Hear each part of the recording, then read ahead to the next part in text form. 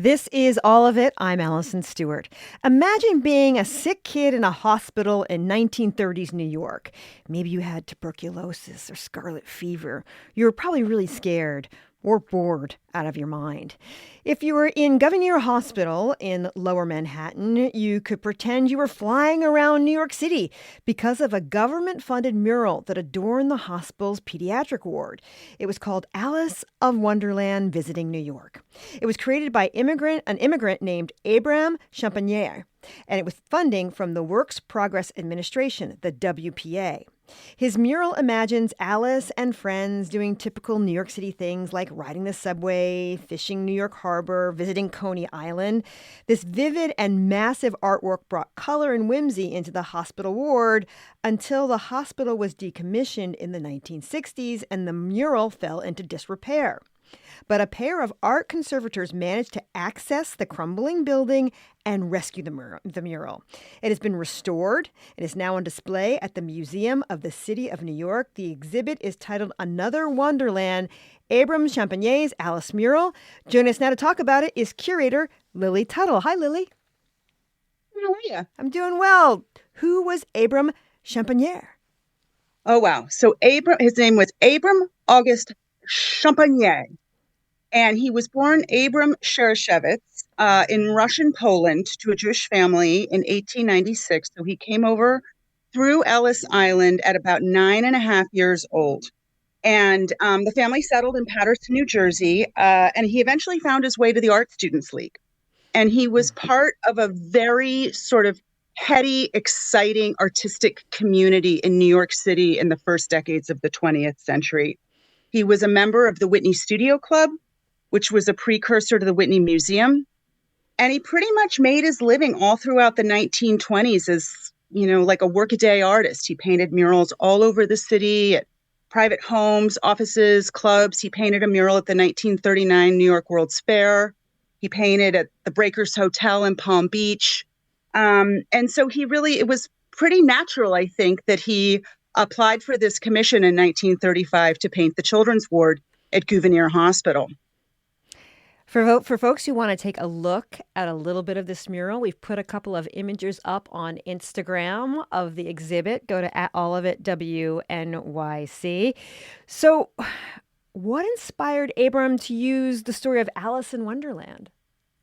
That's a great question. So as I understand it, because I did meet with his son, who told me a lot about his dad and what inspired him as an artist.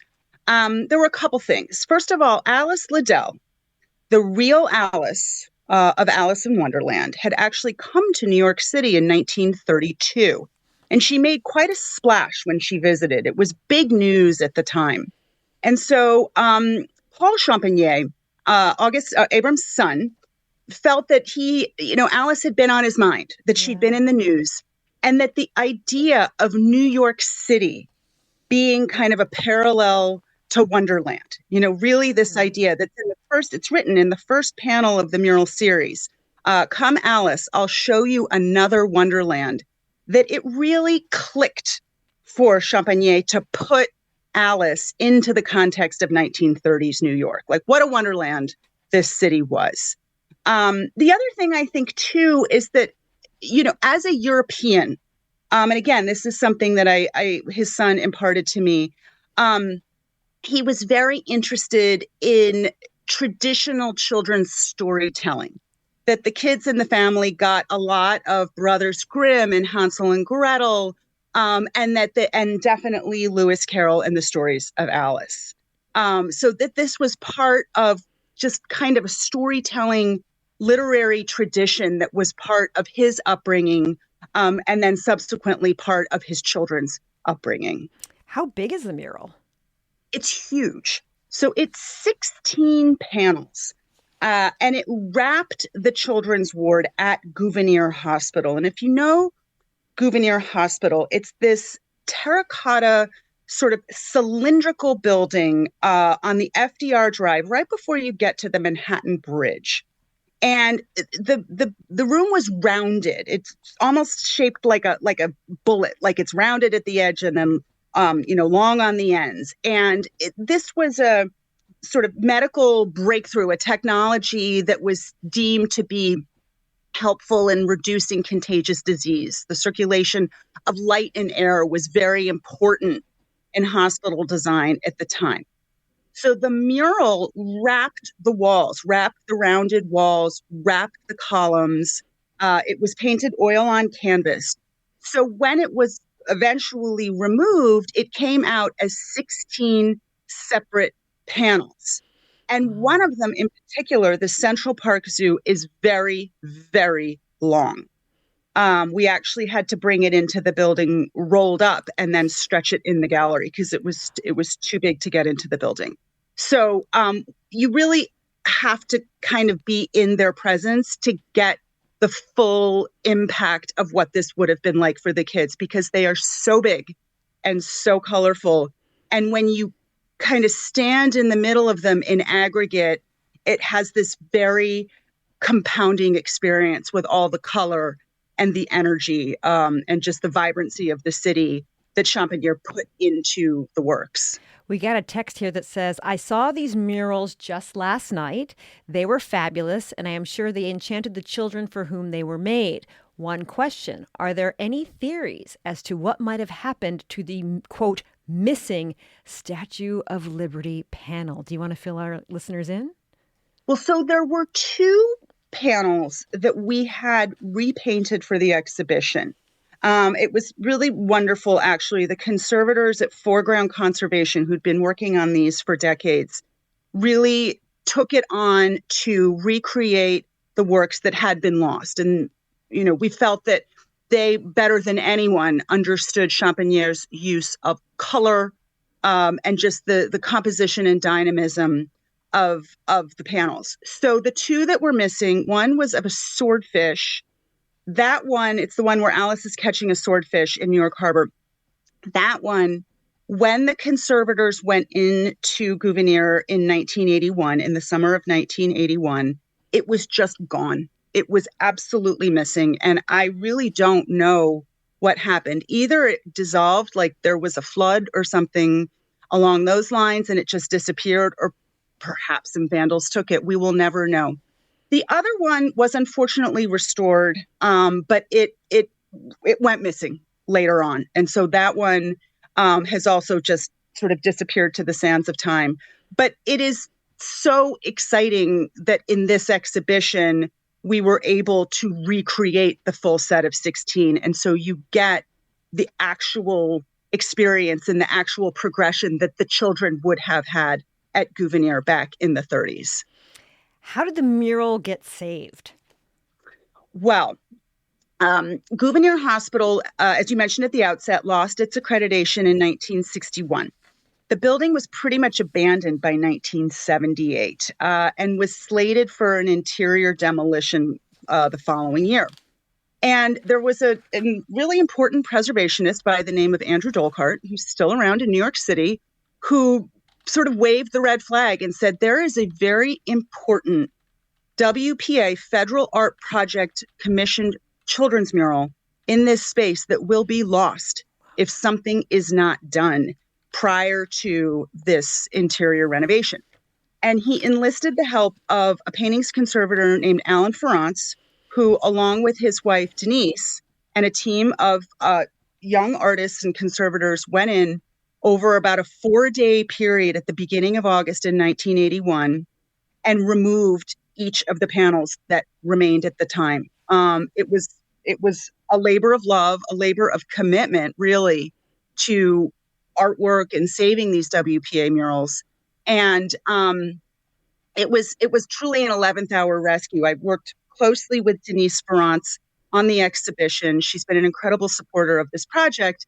And she told me that there were construction crews, demolition crews right behind them in the building as they were really racing to get these panels out in time.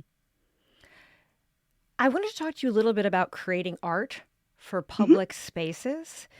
What did it mean to create this artwork for these children at the time and for us to see it?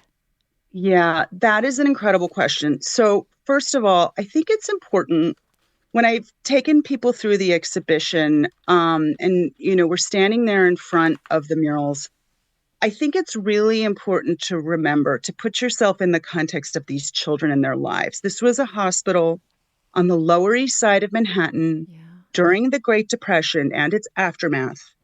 These children may have spent weeks, if not months, in the hospital, as often happened given some of the diseases, like you mentioned, tuberculosis, that afflicted children at this time.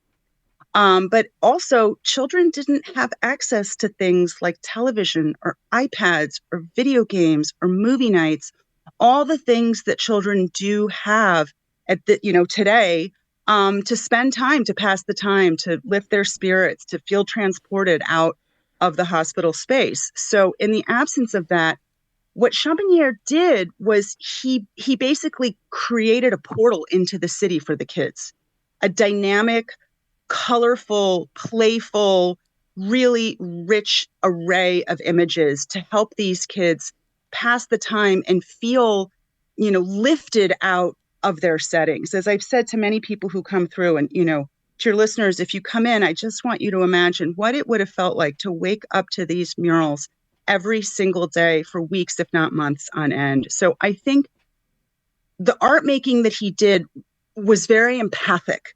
I think he was very concerned with making art that would lift the children out of their settings and imagine them in a different context.